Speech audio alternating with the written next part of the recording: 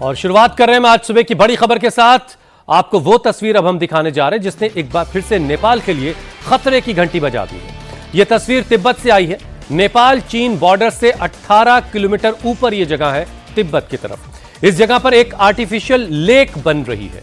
26 अगस्त को आई आपदा के बाद जो मलबा इकट्ठा हुआ उसने पानी के लिए बैरियर का काम करना वहां शुरू कर दिया है और इसकी वजह से वहां पानी इकट्ठा हो रहा है और नदी का बहाव बंद हो गया है। यह समझिए कि धीरे धीरे एक वाटर बम तैयार हो रहा है। इस आर्टिफिशियल बैरियर से बनी लेक में 200 करोड़ लीटर पानी अब तक आ चुका है और लगातार इसमें पानी बढ़ रहा है और अनुमान यह लगाया जा रहा है कि अगले 3 दिनों के अंदर इस लेक में, इस आर्टिफिशियल लेक में 300 करोड़ लीटर पानी इकट्ठा हो जाएगा। इससे पहले अगर यह बैरियर मैन्युअली नहीं टूटा और अगर 500 करोड़ लीटर पानी जमा हो गया और उसके बाद प्रेशर से बैरियर टूटा तो फिर नेपाल एक और बड़ी त्रासदी का सामना नेपाल को करना पड़ सकता है। इसीलिए नेपाल की नेशनल डिजास्टर मैनेजमेंट अथॉरिटी ने एक नया अलर्ट जारी किया।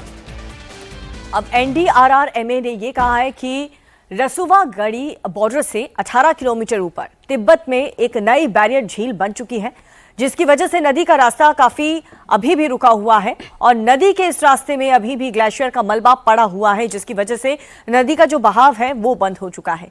ये झील का एरिया 1,10,000 स्क्वायर मीटर है और इसमें करीब 200 करोड़ लीटर पानी जमा हो चुका है। अगले 3 दिनों में 300 करोड़ लीटर और पानी जमा हो सकता है। अगर ये झील का बांध टूटा तो नेपाल के भोटेकोशी और त्रिशूली नदी में एक बार फिर से अचानक से बाढ़ आ सकती है।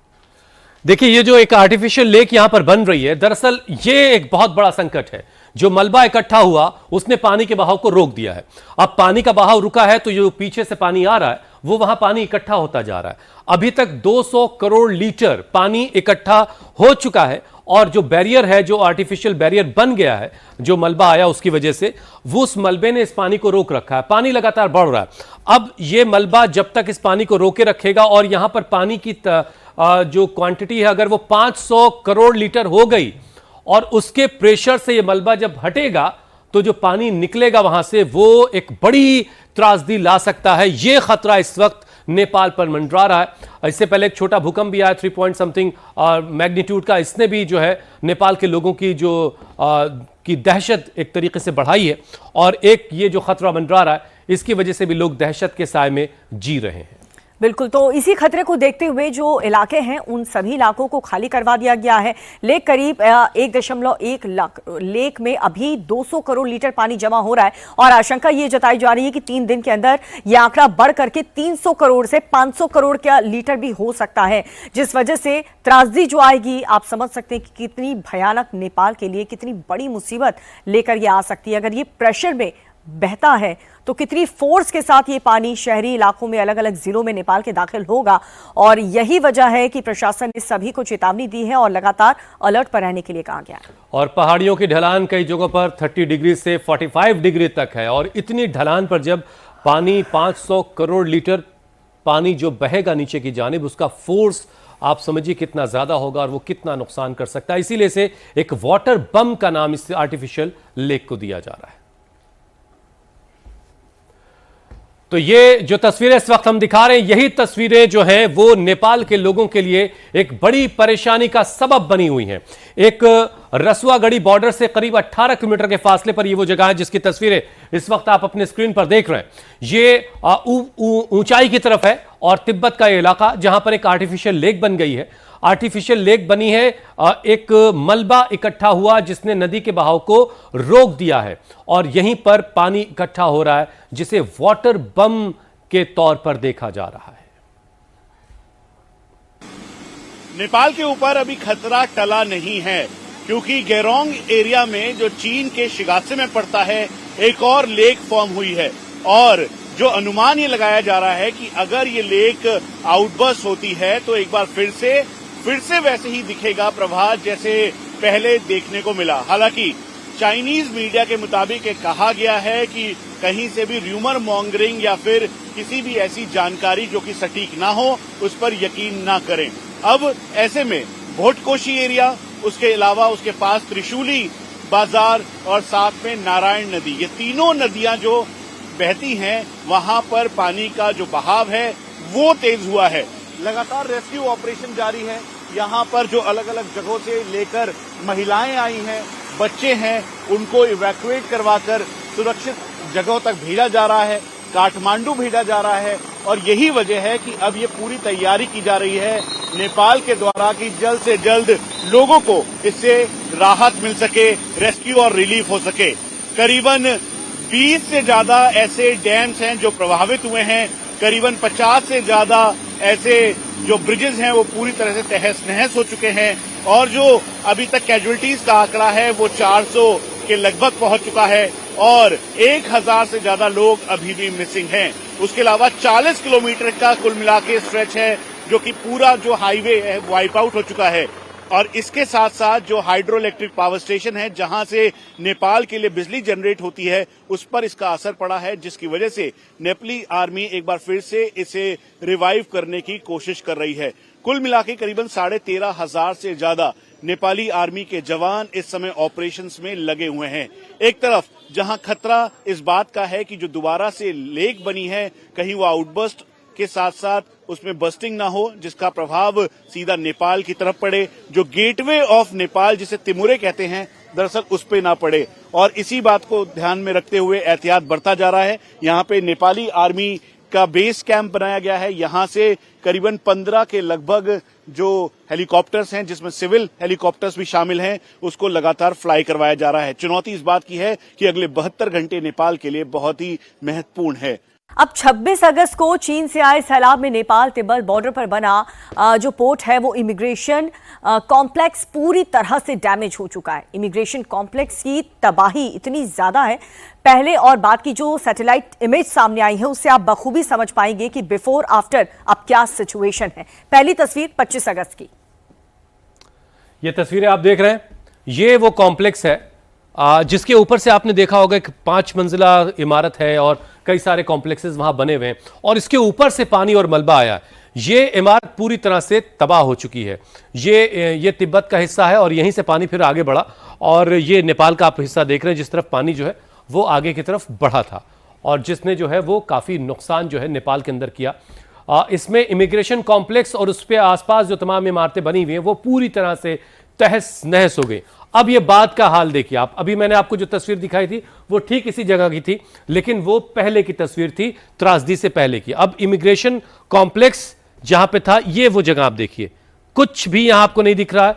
मतलब ये कि ऊपर से आए पानी के फोर्स ने और मलबे ने सब कुछ तहस नहस कर दिया और सारी चीजें मलबे के नीचे दबी हुई हैं, बर्बाद हो चुकी हैं। बताया जा रहा है कि भारत से कैलाश मानसरोवर की यात्रा के लिए गए जो ज्यादातर लोग थे वो इसी कॉम्प्लेक्स के पास इंतजार कर रहे थे, यहीं इकट्ठा हुए थे और उसी वक्त ये सैलाब आया, ये मुसीबत आई जिसमें बहुत नुकसान हुआ है। अब नेपाल में आए इस भीषण सैलाब के बाद से सेना और प्रशासन को अब तक का सबसे बड़ा रेस्क्यू ऑपरेशन जारी है। सेना और नेपाल पुलिस के जवान मलबे में दबे हुए लोगों को निकालने में जुटी हुई है। जेसीबी के जरिए मलबे को हटाया जा रहा है। जो लोग घायल हैं उनका अस्पताल में इलाज किया जा रहा है। नेपाल में बाढ़ से अब तक 392 लोगों की मौत हो चुकी है। तकरीबन 1500 लोग लापता हैं और इनमें 290 भारतीय नागरिक भी शामिल हैं। सबसे ज्यादा चितवन में 137 शव मिले हैं। इसके अलावा जो पूर्वी नवलपरासी में 87, गोरखा में 32 और धांधिंग में 33, नुवाकोट में 28 और तनहू में 28, पश्चिमी में 27 और रसुवा में 17 शव बरामद हुए। पुलिस के मुताबिक बाढ़ प्रभावित इलाकों से अब तक 466 घायलों को सुरक्षित निकाल लिया गया है। इन सब के बीच नेपाल में गुरुवार रात 9:18 पर 3.2 तीव्रता का भूकंप भी आया। नेशनल सेंटर फॉर सिस्मोलॉजी के मुताबिक इसका केंद्र 10 किलोमीटर की गहराई पर था। भूकंप के इन झटकों ने नेपाल में लोगों में और भी ज्यादा खौफ पैदा कर दिया। उन्हें डर है कि कहीं फिर से सैलाब ना आ जाए और अब देखिए मरने वालों का आंकड़ा बढ़ चुका है। मरने वालों का आंकड़ा लगातार बढ़ रहा है और जो एडमिनिस्ट्रेशन का काम देख रहे हैं इस वक्त, अब देखिए 469 हो चुका है अब तक मरने वालों का जो आंकड़ा है। 290 भारतीय अब भी ऐसे हैं जिनसे कोई संपर्क नहीं हो पा रहा है। 1500 से ज्यादा लोग अब भी लापता हैं जिनकी तलाश में नेपाल का अब तक का सबसे बड़ा रेस्क्यू ऑपरेशन चल रहा है। सेना और नेपाल पुलिस के अलावा तमाम और जो एजेंसीज हैं वो इस वक्त काम पर लगी हैं। कोशिश यही है कि जितनी जल्दी हो सके मलबे को हटाया जाए, क्योंकि हर गुजरते लम्हे के साथ मलबे में दबी हुई जिंदगी की जो आस है वो खत्म हो रही है, आस टूट रही है।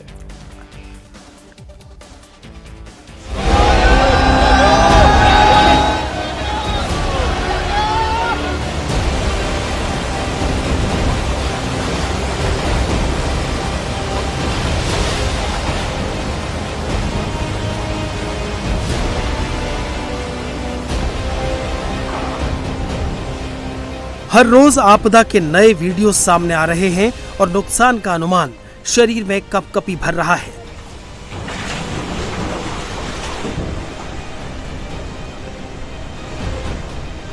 चीन से नेपाल आई महाविनाशकारी तबाही से भारी नुकसान हुआ है।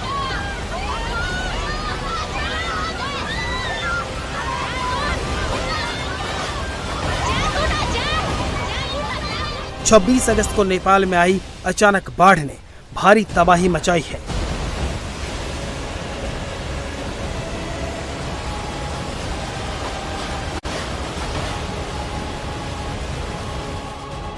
कुछ ही मिनटों के अंदर कई जिंदगियां तबाह हो गई।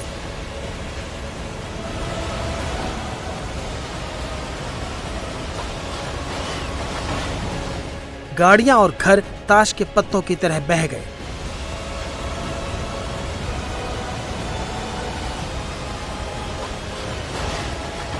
कुछ ही मिनटों में सैकड़ों जिंदगियां मलबे में दब गई। अब हालात ऐसे हैं कि पूरा इलाका खाली पड़ा हुआ है। जहां तक नजर जाएगी सिर्फ मलबे का ढेर नजर आता है। 26 अगस्त को नेपाल में जो हुआ वो कोई साधारण क्लाउड बर्स्ट या फिर बारिश की वजह से नहीं था, बल्कि चीन के शिनजियांग इलाके के चीन और नेपाल की सीमा से 5200 मीटर की ऊंचाई पर जो गेरोंग एरिया है, वहां पर आइस ब्लॉक या फिर डेबरी के फॉर्म में जब ग्लेशियर टकराए तो उसने पूरे रास्ते को ब्लॉक कर दिया। लिंडे रिवर जो कि तिब्बत में पड़ता है, इसको पूरी तरह से ब्लॉक करने के बाद जब तेज बहाव आया तो ये करीबन 1200 मीटर नीचे की तरफ जाने के बाद तेज प्रवाहित होते हुए ये सीधा नेपाल के अंदर घुसा। नेपाल के टिमुरे एरिया जो कि रसुआ पूरे डिस्ट्रिक्ट में पड़ता है, उसको सबसे ज्यादा इसने इफेक्ट पहुंचाया। कुल मिला के 11 ऐसे एरियाज थे जहां पर नदी ने अपना बहाव पूरी तरह से बदल लिया।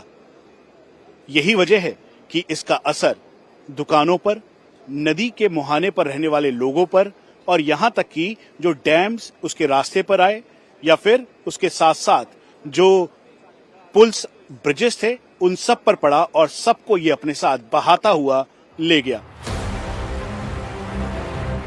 नेपाल में रसुआ के बाद सबसे ज्यादा तबाही नुवाकोट में हुई है।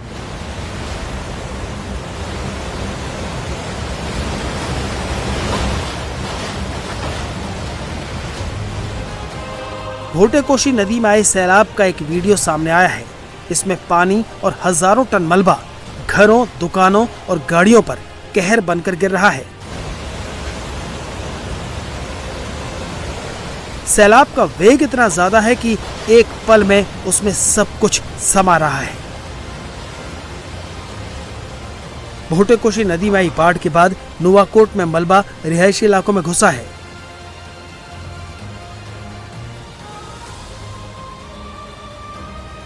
हजारों टन मलबे ने त्रिशूली बाजार में बने घर और दुकानों को दफन कर दिया।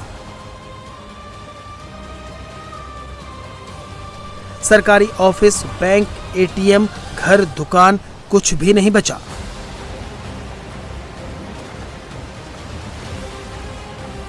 मलबा इतना ज्यादा था कि घर और ऑफिस की 2-3 मंजिलें उसके नीचे दब गई।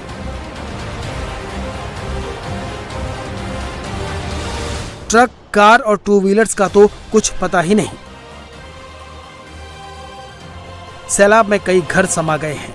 पानी के तेज बहाव के साथ आया मलबा घरों में भर गया है। तो लोग यहाँ पर थे जिनके घर यहाँ पर थे उनको मौका नहीं मिला कि वो बाहर निकल सके, जिनकी दुकानें यहाँ पर थी। क्या नाम है आपका? मेरा नाम पप्पू कुमार ठाकुर है। आपकी कहाँ पे शॉप थी और अभी क्या हालत है? जो वहाँ पे जो देख रहे हैं ना आप, हाँ, डोजर है, वहाँ पे भी मेरा दुकान था। अभी अंदर ही है, कोई मालूम नहीं क्या है, नहीं उसमें पूरा भगा कर ले गया है, कुछ नहीं बचा हुआ है। कोई पहले से कोई जानकारी थी कि ऐसा? जानकारी नहीं थी पहले से। 5 मिनट पहले खबर आया कि यहाँ पे पानी आने वाला है। बहुत आदमी थे, यहाँ पुल थी नहीं, उसमें लगभग 200 आदमी वीडियो बनाने के लिए बैठे हुए थे। वो भी अंदर मालूम ही नहीं है वो सब बचा कि नहीं बचा, उसके अंदर ही गया, कुछ मालूम नहीं चला अभी तक। जो लोग इस मलबे के नीचे दबे हैं उनके बचे होने की उम्मीद भी हर बीतते पल के साथ कम होती जा रही है।